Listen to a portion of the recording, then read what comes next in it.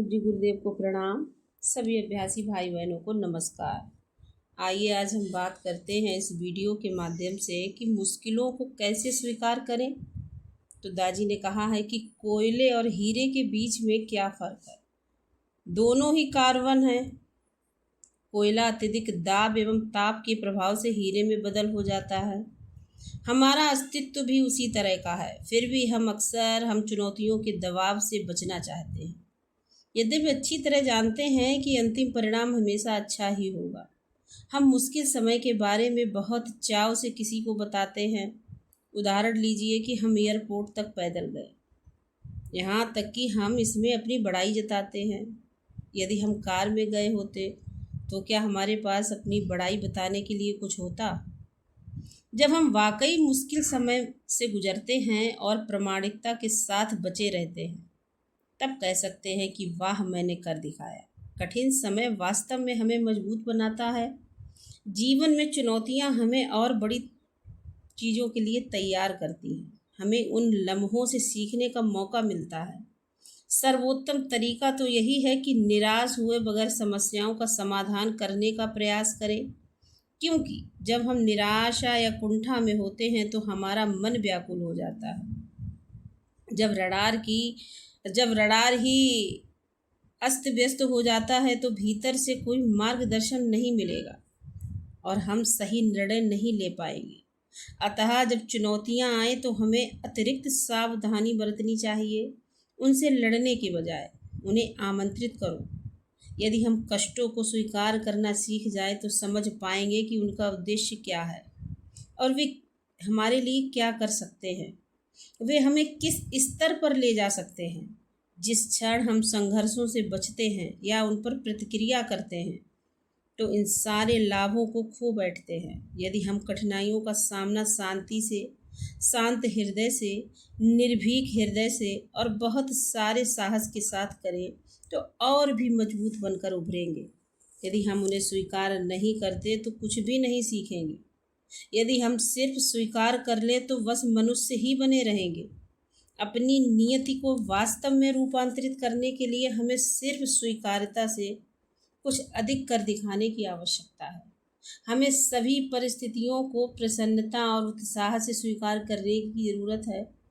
इसके बाद जो भी प्रकट होगा उसकी खूबसूरती ही अलग ही होगी। इसके लिए साहस और आत्मविश्वास की ज़रूरत होती है। यदि आपको अपने ऊपर पर्याप्त विश्वास नहीं है तो अपने गाइड पर विश्वास करें कि वे आपको इन सब से उबार लेंगे। फिर आप एक विजेता की तरह उभरेंगे। यहाँ तक कि अगर आप सांसारिक पैमाने पर असफल भी हो जाएं तो भी आप जीवन की परीक्षा में सफल कहलाएंगे। यदि आप जीवन का सामना उसके जीवन रूप में करें और एक मुस्कान के साथ आगे बढ़ जाएं तो अपनी नियति का स्वयं निर्माण कर पाएंगे। हम सभी कठिन परीक्षाओं और मुश्किलों से होकर गुजरते हैं। कोई भी इसमें अपवाद नहीं है, परंतु प्रसन्नता पूर्वक स्वीकार की गई कठिनाइयाँ आध्यात्मिक परिणाम देंगी। इस तरह से हम कह सकते हैं कि महारत अर्थ जीवन में कई चीज़ों पर विजय प्राप्त करना है। दर्द पर विजय, खुशी पर विजय, कठिनाइयों पर विजय।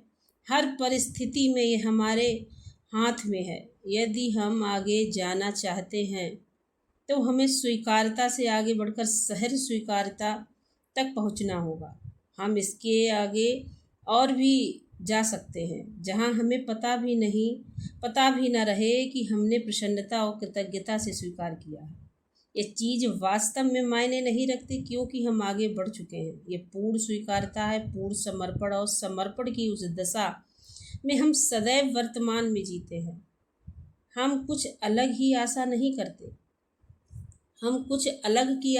करते। हम किसी अन्य से परिवर्तन की उम्मीद नहीं करते।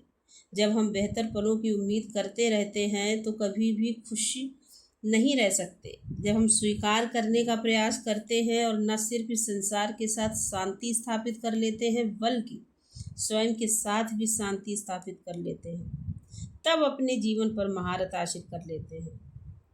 तब हम जीवन की किसी भी परिस्थिति आत्मविश्वास पूर्वक अपने में या किसी अन्य में भी किसी भी तरह की छापे बनाए बिना छापे बनाए बिना सफलतापूर्वक बाहर निकल जाएंगे। हमारा अस्तित्व अब हलचल पैदा नहीं करता। यदि आपको इसका कोई प्रभाव होता भी है तो सिर्फ यह है कि आप पवित्रता और प्रेम की तरंगे प्रसारित करता है। आध्यात्मिकता में और जीवन में इस अज्ञात की ओर बढ़ रहे हैं तो हम अगले चरण के लिए कोई अपेक्षा कैसे रख सकते हैं? हम ऐसा नहीं कर सकते। जब अपेक्षाएं समाप्त हो जाती हैं तो हम सारी बातों को पूरी तरह से स्वीकार कर लेते हैं और हमारा हृदय संतुष्ट होता है। धन्यवाद।